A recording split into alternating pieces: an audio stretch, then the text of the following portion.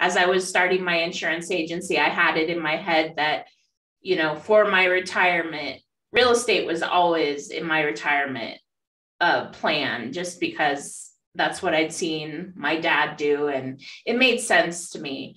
And I've always really believed in, you only can invest in what you understand. And the stock market to me has never really made tons of sense. So, my goal was I was going to start my agency, and then I was going to start investing in a single family home.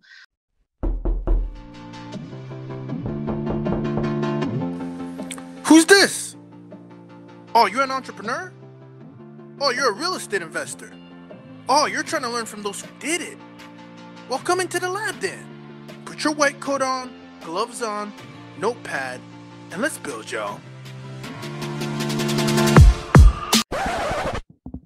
Real estate experiment. What is happening, y'all? Today, I have the pleasure of having Stephanie Walter step into the lab with us. Now, before I give your introduction, Stephanie, I said I was already excited because you come with such a dynamic wealth of knowledge with the, again, pun intended, maybe with the wealth of knowledge, but you're coming in and you have a background experience as being a business owner you're the CEO of Erbe. Did I get that? Erbe Wealth. Correct. And you call yourself, obviously, you're a syndicator, you're in real estate, you're an investor yourself, and you recently had an exit, which I'm stoked about. Just finished a book reading, Built to Sell, or by Joe Wartlow. Anyways, I love, but we can get into that. Your insurance agency of 16 years. So huge congratulations to you.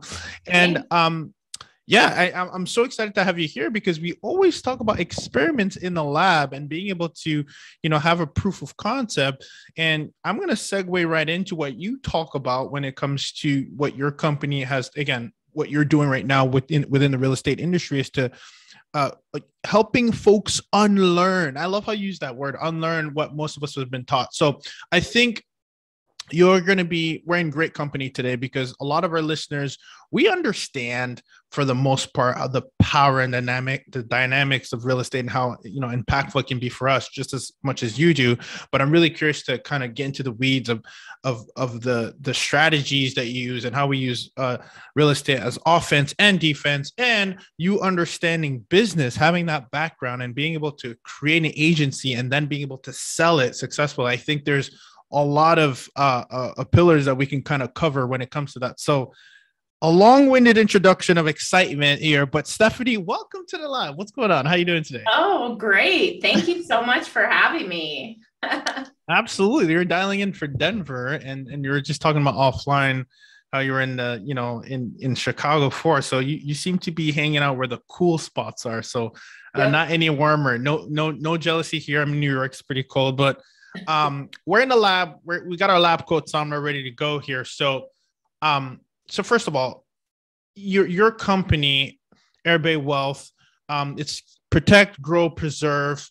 And I want to go straight to the source, right? And the reason I say the source is I believe as investors or when we have companies, it reflects who we are. And I know you and I talked about offline of where the name came from, but I want to find out a little bit more about Stephanie and, a little bit about your background before the exit and before you built the company. Tell us a little bit about yourself so we can have some context of who we're dealing with in the lab, because I think it's really important for us to understand where you came from.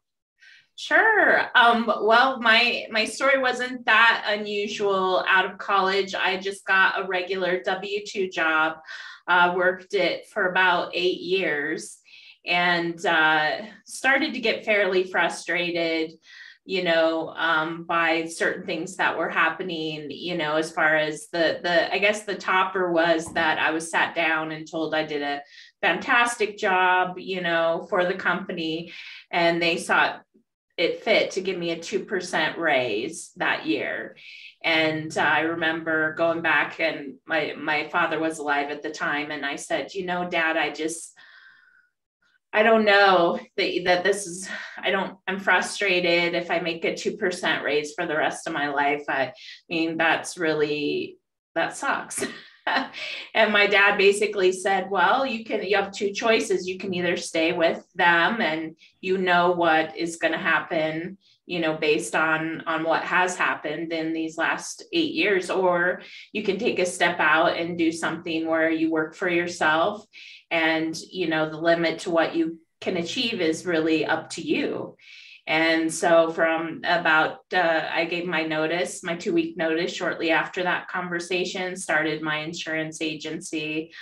After that, in 16 years that I was doing that, I always loved real estate, but I didn't have a great deal of education with it. So I bought a lot of property during the crash in 2007, 8, and 9 in Denver and places where I thought there would be, possible growth and development. But again, I wasn't cash flowing a lot. So I ended up having a lot of appreciation in those properties. But my whole idea was I was just going to sit and be a landlord for 30 years. And then when they were paid off, I just have this great cash flow. And about, 5 years, I like to tell people this because it gives people a great frame. About 5 years ago, I was brought into a boot camp, and that's when I learned the concept of syndication. And I thought, oh my gosh, what an amazing thing where a group of people can all get together and buy something larger than anyone could do on their own. So I was like sold on that. And from that point on, I closed on my first syndication, met up with my partner, long story short, and we just closed our 11th syndication together. I also, my goal was that I wanted to, once I started working with these wealthy investors and seeing how they viewed money, it made me change how I decided to start selling my rental properties one by one and investing the appreciation of those assets into the deals that I was a part of. And because of that, my passive income has well exceeded my working business income. So I was able to sell my agency in July of 2021. So wow. Long story short is it doesn't take a long time once you switch your mindset to what you can achieve. Okay, so there are so many pieces I want to unpack here. You guys know me very well. I'm always taking notes in the lab from true practitioners like yourself. So let's take a step back here because I think there's a connection that I want to make here. So you were in the insurance claims I guess industry, as in from a career standpoint, right? When you were getting that 2% raise. Yep, I was a claims adjuster. Claims adjuster. Okay, great. And then you started an agency within the insurance niche, correct? Yes. Mm-hmm. I love that. I mean, the reason I love it is because we don't talk about it enough. We always talk about it's one or the other, right? Like entrepreneurship or like career, and there's no in between. And I know a lot of people who have transitioned by either learning from a company, the ins and outs, leveraging that, or simply leveraging their income and starting their own business. Let me ask you, what was going on in your mind when you went and started your own insurance agency? Is it because you had that knowledge? Is it because you had the connections? Like, what made you take that next step towards that same industry? I definitely had the knowledge because I mean, that you were trained very, very well on the ins and outs of insurance. The parts that maybe not so well trained were how to run a business, but the knowledge set was there. I've been very blessed, knock on wood, that I've always had wonderful mentors, and I've always wanted to seek out people that knew more than I do. So that's a big part of, where I felt I was lacking in that.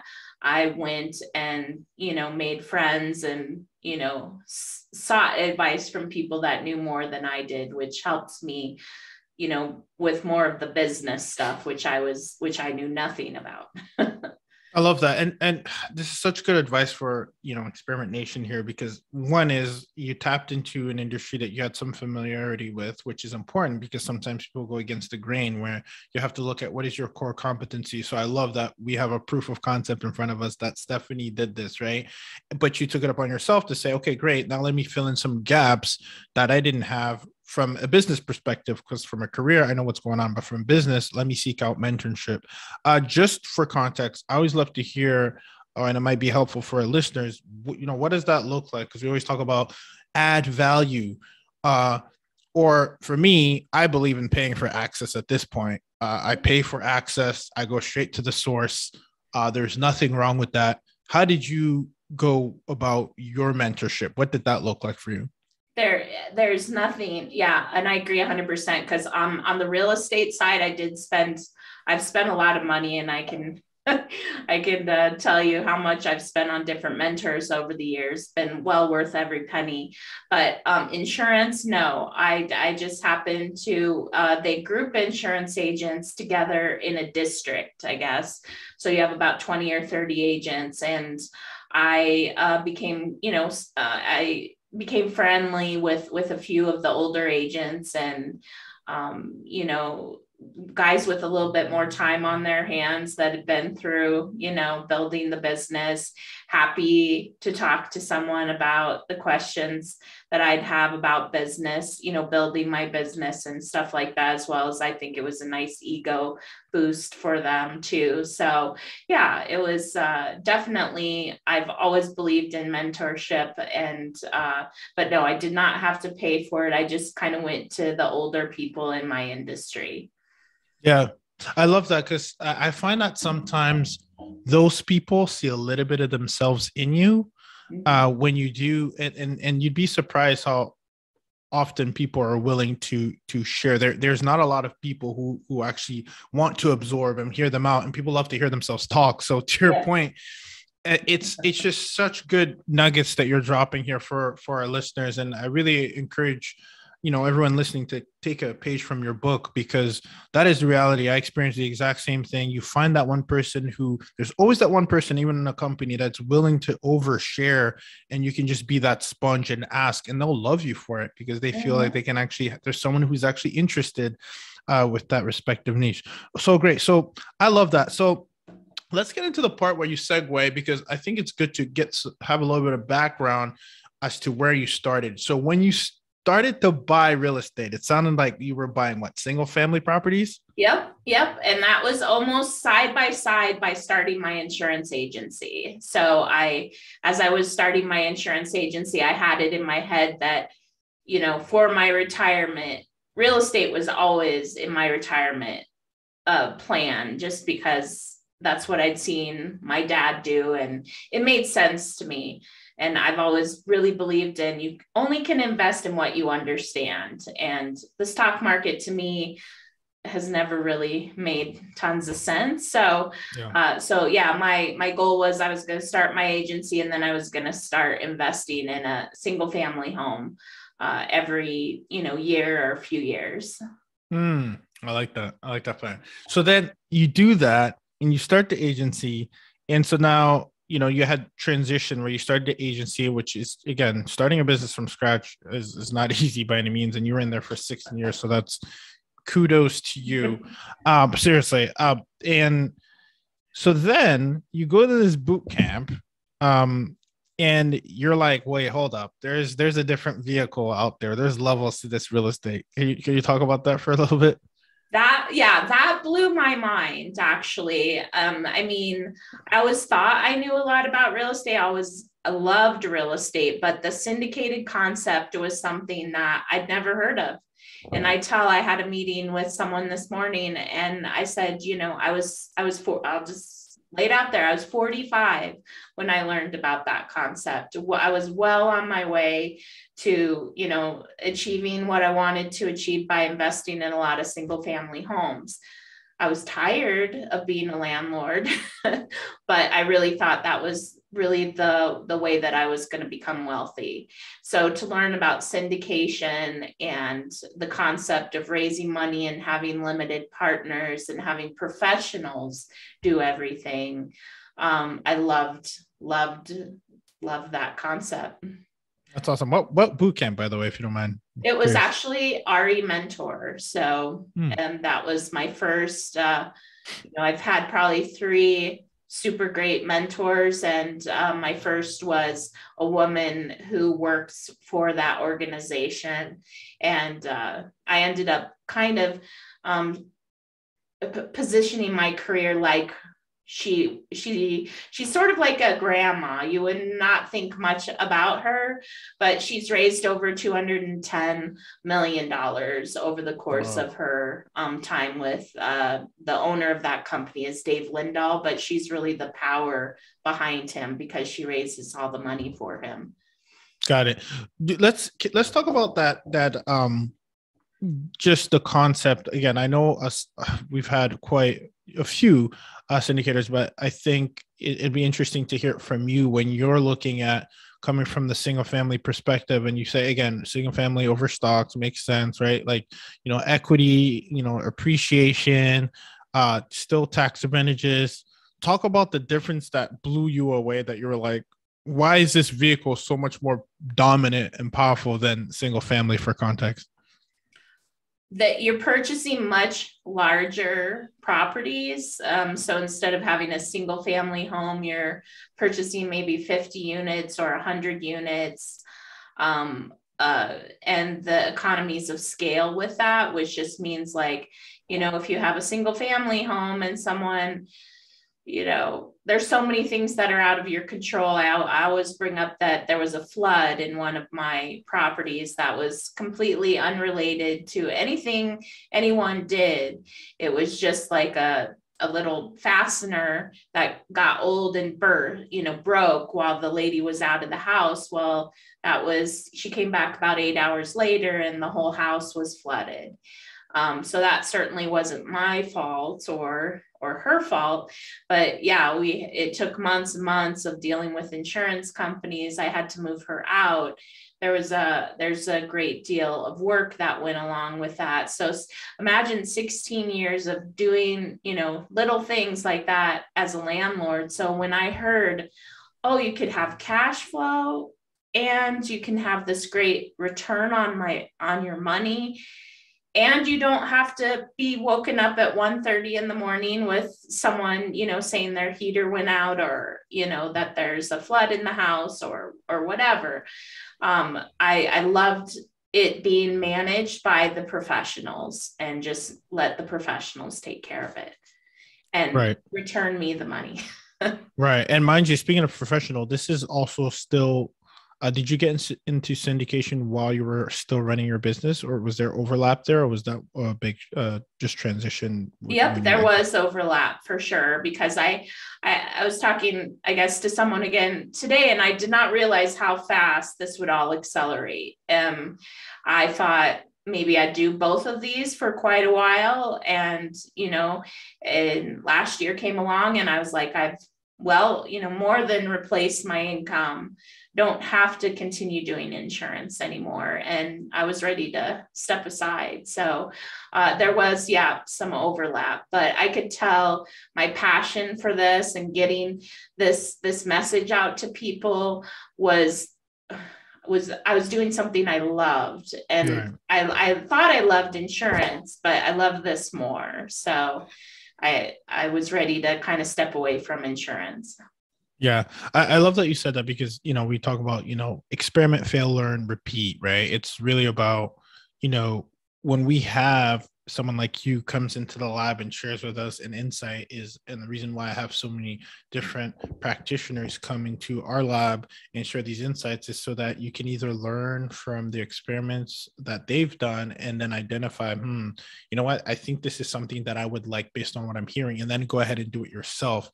Because when we talk about real estate, there's so many, it's such a large umbrella. There's flipping, there's notes, there's short-term rentals, there's multifamily. I mean, the list goes on and on and on and on. And so I'm glad that you were able to identify, again, yourself, who you were as a person and what aligns with you, to then go ahead and double down now that you've done more than 11 syndications. So let's talk about this, just the granularity of the concept in itself. When you started with these mentors, did you start as a limited partner or as a general partner? Tell us a little bit about that for our listeners to understand like that transition, how it could look like for them.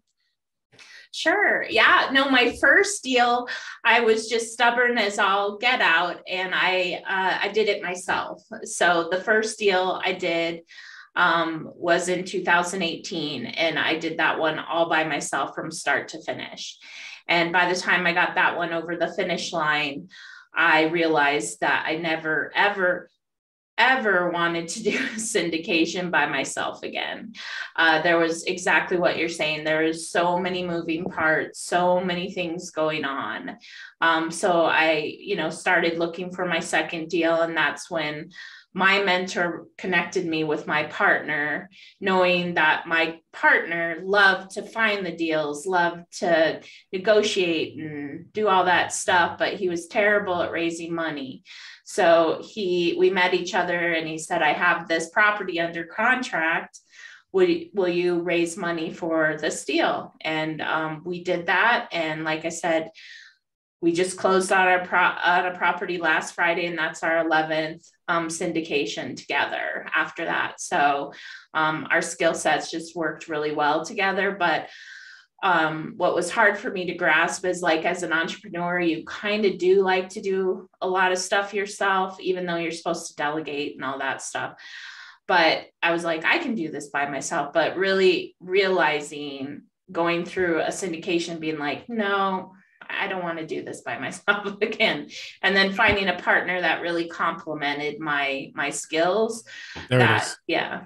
Yeah. I think that's the key word. You said complement your skills. And let me ask you, when you were doing that, you were a sole GP on the deal when you said you were doing it by yourself? So that was, I apologize. I kind of veered a little. So I was the GP. I was the only GP in that one because I did have the net worth from my rentals to do that. And then the second deal, I was a GP and an LP. So my goal then, when I started working with my partners, I said, for every deal I do, I'm going to be, obviously I'm a GP, but I'm going to be an LP too, which means I'm one of the professionals running the project, and I'm a passive investor in the project. I didn't know you could do both. How does that work, Steph? Yep, you can. You can be a passive investor in any deal that you put together. So I own part of the deal on the management side, but then I am also a limited partner. And I tell people, well, a lot of investors, that really gives them a lot of confidence to know that, you're raising money from them and you're investing your money in the deal as well. And I figure, what better way to invest my money than into deals that I am in charge and in part of operating. So just so I'm clear, when you're a GP in LP, are you doing that for tax advantages, or are you doing that more or less for just to show that you have skin in the game? I guess I just want to make sure I understand how it's beneficial to do, I guess, one or the other, I guess, if we're listening. GP is what I think everybody kind of aspires to be, because that means that you're part of the management side of the team. But the other side of it is that you're a passive investor. And I started dealing a lot with wealthy investors and realizing this was the way that they invested. They vet a professional team, and they go ahead and then invest their money in that deal. And I started looking at my rentals that were cash flowing a couple hundred, maybe $100 a month. And I had this enormous equity in these properties. And then I just really had to look, am I using my money, or is it just sitting there making no money? So I was lucky enough, not everyone is, to where I could, redistribute my money. And I did that to invest so that I could get cash flow. That's what I was investing for.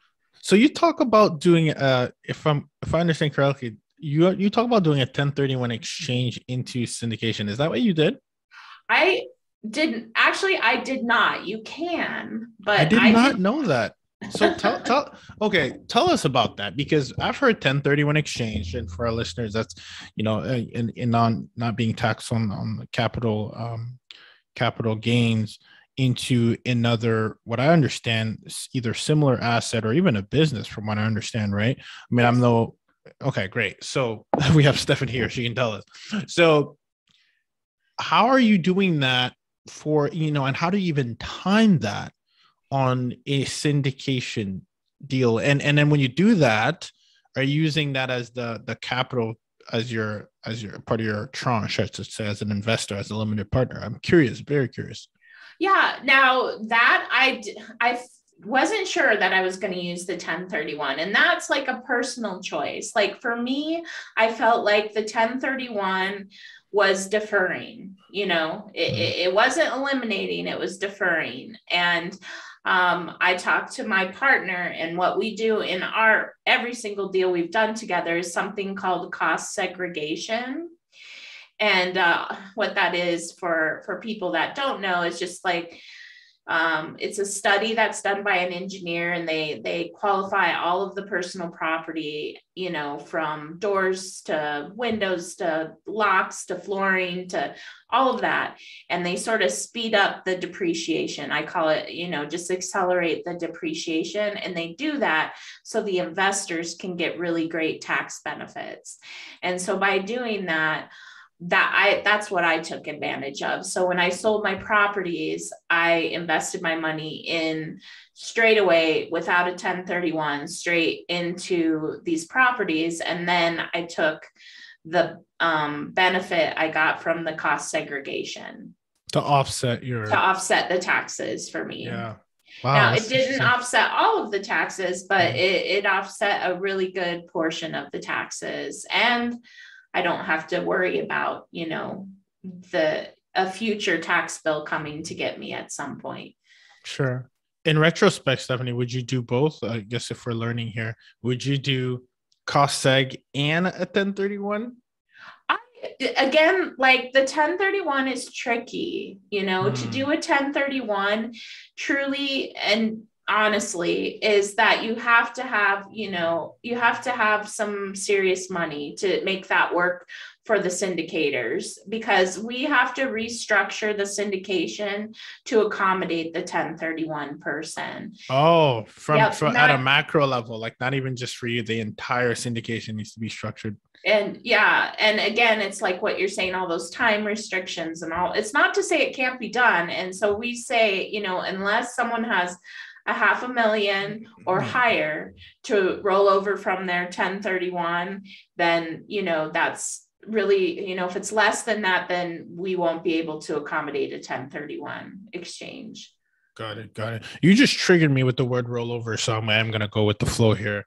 Because you come from, corporate entrepreneur and, not real estate investor, which could be argued are the same, but you talk about, unlearning the way we do things. And actually recently just had a gentleman come into the lab and tell us how he used his 401k to then do a self-directed IRA to invest. So I want to just understand, I know you've noted to unlearn the way we do things and, don't invest in 401k. Is that something that you've called out just because most people don't have a plan to do anything with a 401k? And like, what are your thoughts there when we talk about maybe even leveraging these things, that these assets, like a lot of people just sit on equity and don't do what you did and don't understand what's available. So I'm just curious from the 401k perspective, and then we can kind of go from there. Yeah, for sure. I'll take it back one step and say that it goes back to how wealthy people view money versus non-wealthy people view money. Wealthy people view money as they view it as utilization concept, is what I say. That just means that their money is working for them at any amount of time. Sometimes they have their money working for them at several places at the same time. So when my money was sitting in my, house, a rental house, where I was making maybe $100 cash flow, but I was sitting on several $100,000 of equity making zero, that's wrong. So same thing with a 401k. I talk to a lot of people, and yes, definitely rolling the money over into a self-directed IRA is a fantastic way of giving people diversity. But that is what non-wealthy people is. They look at their money as accumulation. So think of your 401k, you just put the money in, you're just going to wait for that nest egg to grow. It's not doing anything for you now. It's not giving you any, cash flow or anything like that. You're just kind of putting the money in and hoping that, you have this pile of money when you're ready to invest. And those are two very different ways of looking at money. And I was looking at money as, accumulation. Obviously, I had all this money just sitting, dormant in all of my rental properties, not doing anything for me. But that's how we're taught. But when you're around wealthy people, you know that they're doing something different. It took me a while to put my finger on it, but just that utilization, knowing their money is a tool. They look at it as, what are you doing for me right now, Mr. Dollar, and a great book I read is called Killing Sacred Cows. And it's by Garrett Gunderson. I don't get, any kickback for this. I just think it's a fantastic book, which talks about these killing sacred cows are ways that we've been taught to believe that we should really change the way that our perspective is in order to achieve the wealth, which is what I did. I love that. So let's have a look at this, because I always want to give some tactical advice to our listeners. So let's say there's someone who's currently in the how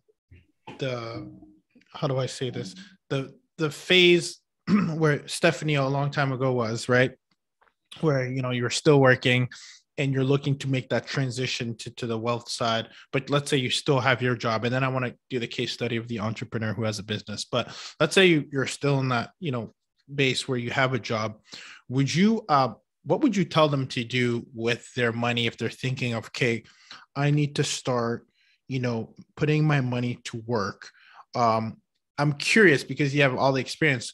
Do not buy single family, stack up to then get into LP right away, or don't invest in 401k, or maybe invest in 401k and then leverage it so that, it's not taxed and then you roll it out. What strategies would you give someone? I know it's a lot here to throw at you, but if you're Stephanie back where you were and you're working and it's your job is it's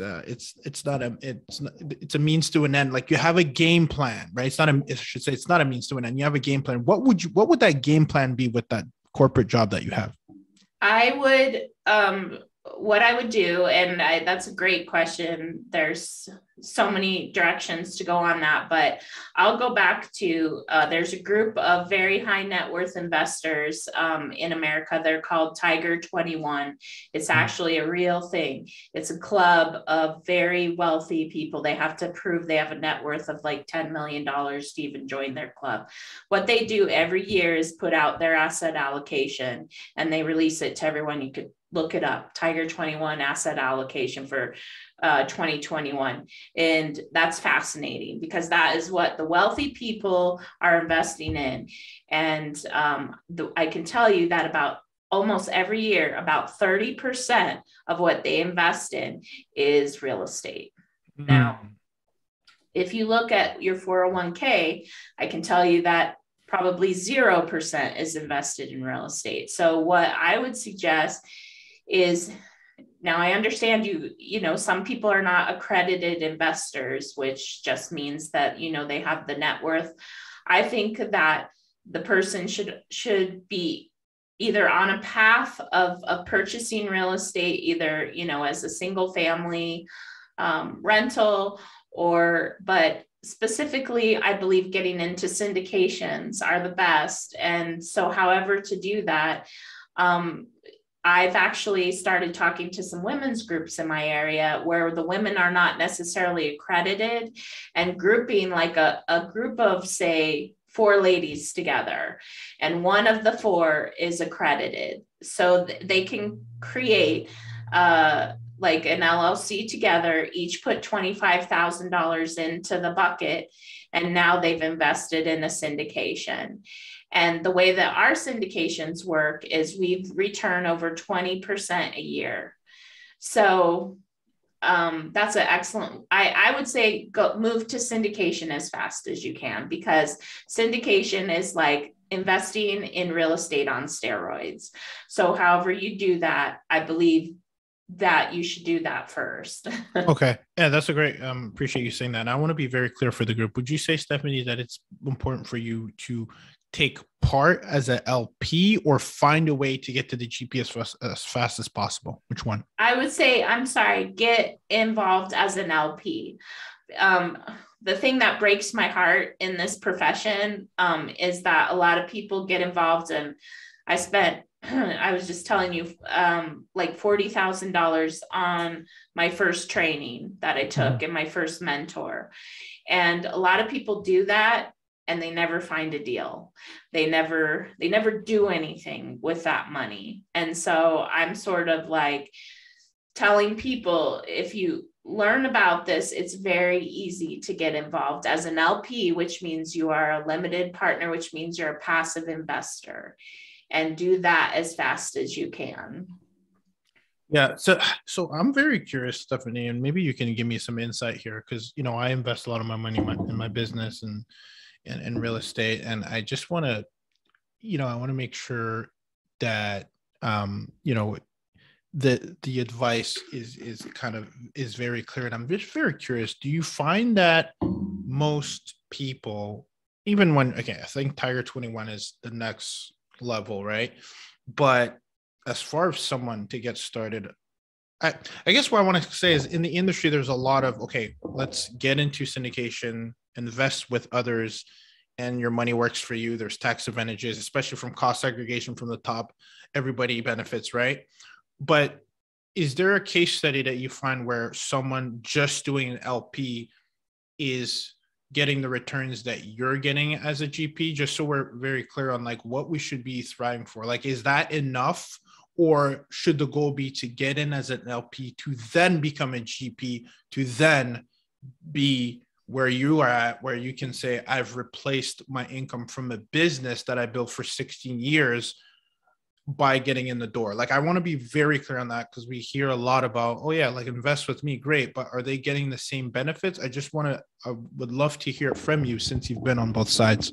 Yeah, actually, I kind of struggle a little, because at this point I have been on the GP side now on 11 properties, and I actually kind of strive to be an LP going forward. I don't know like what my career is going to look like going forward, but I love the idea of being a passive investor myself, obviously, because you don't have to do anything and you have no responsibility. And as I'm getting older, that is appealing to me more and more. But as far as, do they make, the GP is going to own a certain percentage of the deal, and our LPs, the limited partners, are going to own a percentage of the deal. We strive to get our LPs and we have, for all of our 11 deals, returned over 20% a year. So that's, like I'll look at my mom when I first started in this business and look at what she's making in the stock market. A lot of people don't look at their 401ks, they just assume it's being invested, correctly or whatever. But she went in and she looked, and she had made like 4% for the past, I think it was like 5 years or something. I was like, Mom, just bring your money over and you will get a 20% return. That's going to be way better than what you were getting in the 401k. So my advice is really just be aware of what your money is doing for you. But yes, if you have not everybody's built for this business. And I'd be lying. I was talking to a mentor, about a month ago, and we were like, how many people that started when we started have made it, 5 years later. Do we even see the same people? We figured it out like maybe 1%. And I was in a room, of over 100 people when I started. And why do you think that is, Stephanie? Because it's hard. It's very hard to do it all. But that's where I'm saying, like, as a limited partner, someone else did all the hard work. They found the deal, got the deal financed, raised the money, hasn't, they've done everything for you. So you're just coming in, putting your money into something that hopefully the person has a good track record. You have to vet them, obviously, do your due diligence on any team you work with. But once you put your money in, it's largely hands off, Yeah. So that's a roundabout answer. So no, I think no, it gives good context. The only thing I would give is I think it's really important what you said is about knowing what you're signing up for. And it sounds like people need to be very aware of what it takes, especially on the GP side. If you're, it sounds cool. Oh yeah, like I'm going to go raise a bunch of money, but no, there's a lot that goes in. Like that's one component of it. Building relationships long-term, sourcing the right deals, right? Having the right people bring you the right deals, having the right relationship with the management. I mean, there's so many pieces that take place. And I guess what I was trying to make sure that I would resonate with our listeners is that they also understand, okay, this is what LPs, can expect, where I'm really passively investing. And if, there's cost segregation, there's a lot of these benefits that I can get, I can offset my income. And then on the GP side, what would you say is you feel also the benefits as well is, do they get the same benefits as an LP? I know that there's, we don't have to get too granular, but as far as what is the structure for you as a GP? How much do you get paid for all the work that you're doing? Would you want to give us shed a little light on that? So our listeners have some context.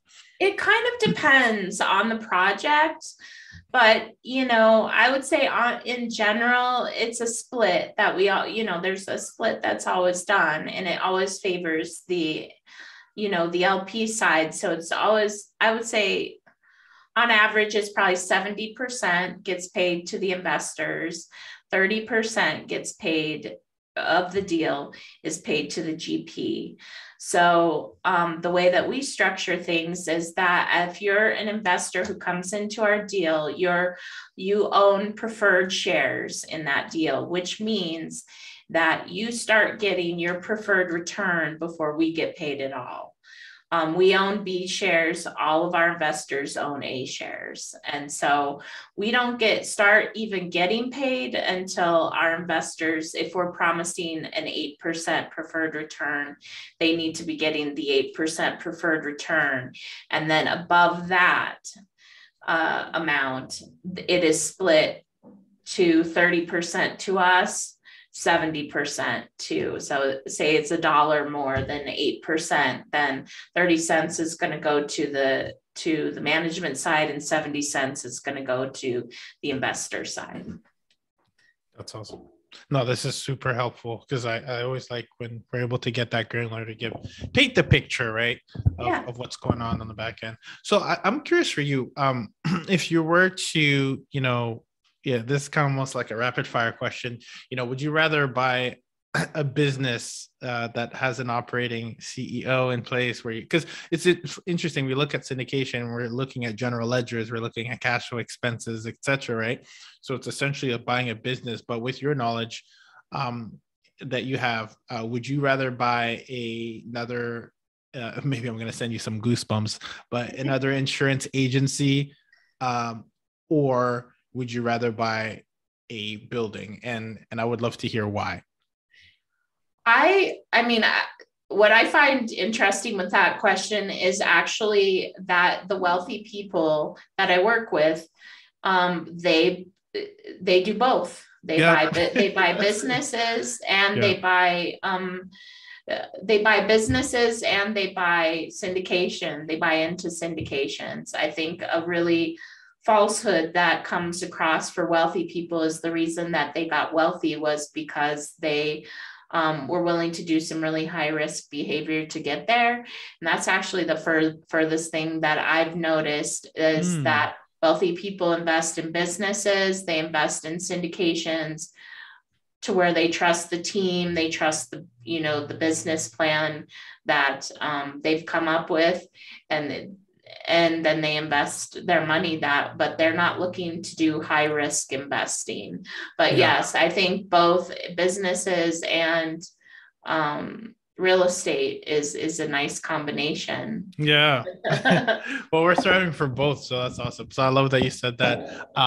Yeah, just for me, the question I ask, and you'll see that there's a connection with all the questions that I'm asking, is I'm trying to get into the mind of, someone who's on the trajectory of on their way towards, where you are or the Tiger 21 folks are. And I think that there's sometimes a disconnect as to when things should happen. And I say that just to open up the conversation. Like, I'm wondering if I feel like when you've established yourself, and you want to put a large sum of money, right? So I think earlier to the question that we talked about earlier, I'd love to hear what you think, Stephanie, is I've had some mentors say that, if you don't make X amount of money, you should be investing in yourself or investing in your network and investing in proximity to, get in a position to find out why you're not making enough money or learning a new skill or whatever the case might be, to then be in a position to have this large sum of money that will put you in a position to then, invest and get a larger return, right? So what I'm saying is, if I have a multi-million-dollar exit on my business and then I choose to invest that in, multiple syndications, my return is going to be way larger than someone who may have maybe just $50,000 to invest and then let that be the sole driving vehicle. And the reason why I was so excited to have you in here is, I love to get behind the brain of people who have built those things that you've earned. And now, hindsight 2020, what would you do in your beginning stages? What would you do in the middle stage? Like, would you have started to invest less into the agency and more into the syndication, take capital away from that? Like, I would love to, you told me about the first phase, about the, okay, stay away from the 401ks, like get into mentorship, etc. What would you do in that middle phase where you're kind of like, you're making some good money, you have a business now, the new case studies, you have a business. Do you double down on where your core competency is? Or do you start to pull away, and start investing in syndication? Like, I'm very, very curious as to what you might say here. What are your thoughts? Yeah, I wish that I would have started investing earlier in syndications. Oh, interesting. The problem with even with your business, right? Yeah, even with my business. The reason I got out of my business, look, I loved my clients. They were everything to me. But what I didn't like, and I don't know if this is similar to other people's business experience, but yes, I was self-employed. But I still had to answer to the company that, I was captive with, which was Farmers Insurance. And so, like, I'd have a person that loves me that would, they came to me because of all the marketing and all the, they know, like, and trust me. So then they're my client.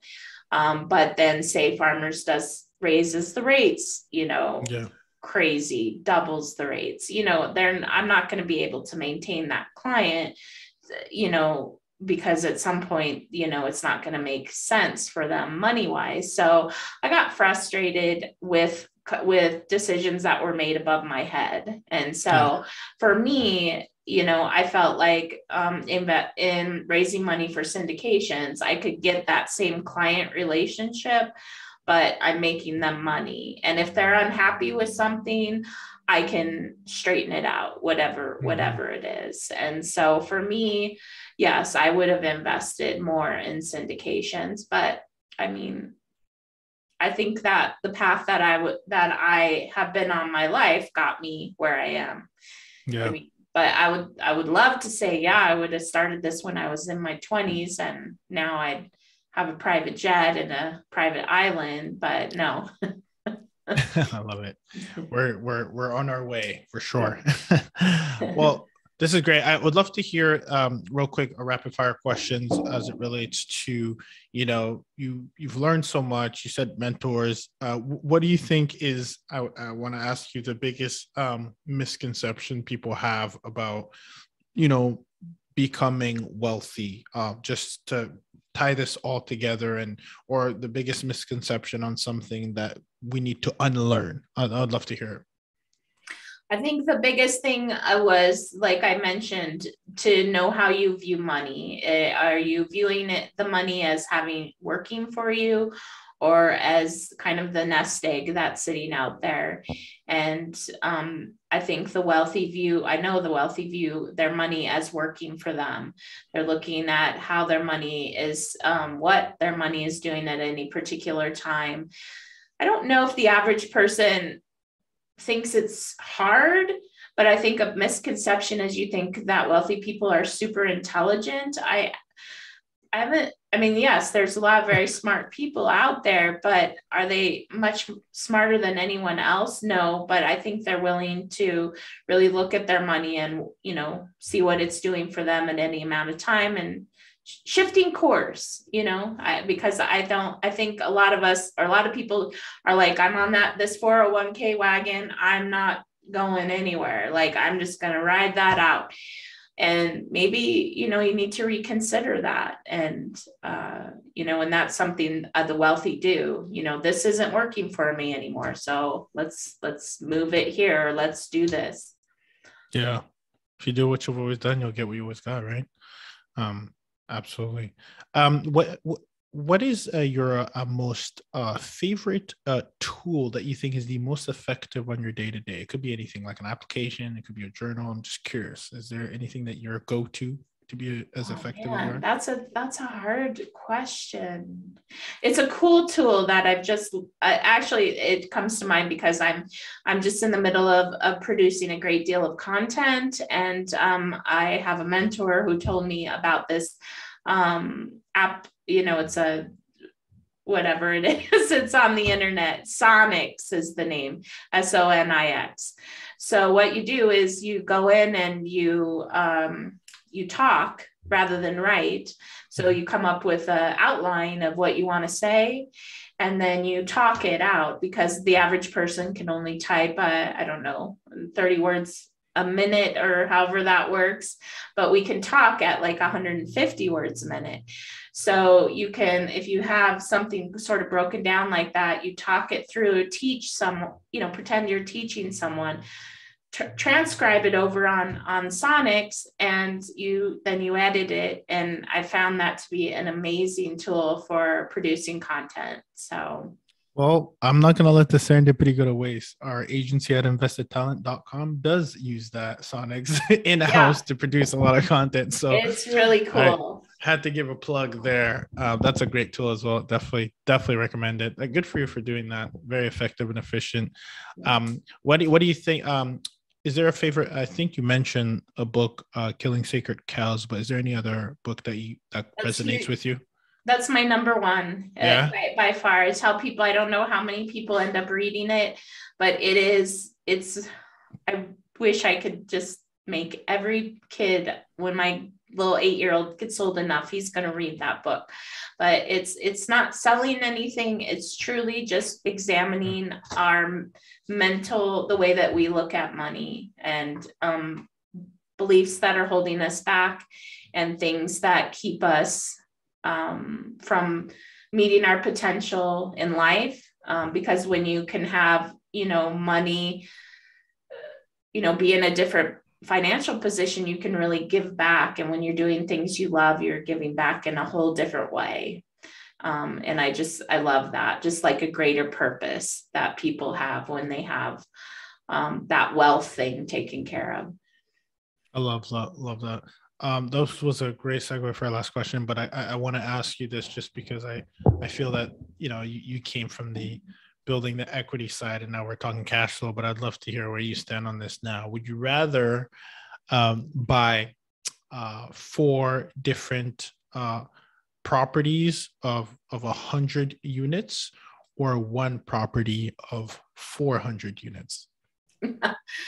That's a great question. That I guess I would say I like, because, and maybe that's just our past experience, I like the four properties with 100 units apiece. And I say this as we just have something under contract. We're in the early stages of it's 576 units. It's the biggest one we've ever done, but I like the small ones. That's what I prefer. I like the 100 unit ones because you can get them in different locations within a city or within a state that you focus in, and each one has their own little micro economy. And there's so many. I just kind of love each story because each property I find has a really cool story, and that you get to sit and be like, this is how we're going to turn this. This is how we're going to make everybody happy, the investors and ourselves, happy. And I feel like 100, you really get your mind around that a lot faster, and you can implement things a lot more efficiently. But we'll see. Yeah. No. Well, first of all, yeah. I love what you said about the micro economy. I love that. That's a great way to put it. Listen, Stephanie, this has been a super fun, just kind of like lifting the hood of, behind syndication, wealth building, mindset, trajectory, workflow. I mean, we talked about strategy. I really, really appreciate you taking the lab to roll up your sleeves here in the lab with us and share your knowledge and your story as well, and putting a bow on it for Experiment Nation to take a page from your book.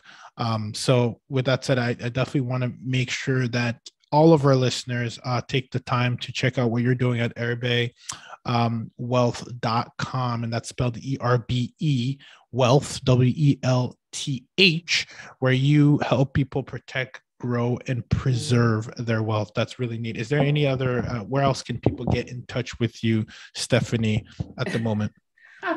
I think that my website's kind of where I'm directing everybody right now. I have a ton of content there. I'm going to be, as I mentioned, putting probably a ton more in the next few months. And I'm going to be launching a podcast in the next, probably in the second quarter of this year. So that all of that will eventually be on my website. So that's the best way to reach me. And it's the best way to see. You can follow me on LinkedIn, Facebook, those sorts of things. Awesome. Well, we'll make sure that I always say, if you're driving, keep your hands on the wheel. We'll have these in the show notes, and we'll make sure that we include that so you can go ahead and follow what the great company of, again, what you're doing is just phenomenal, Stephanie, and being able to tap into what your Erbe Wealth is able to bring to the people. So much appreciated. And guys, just like that, we are out.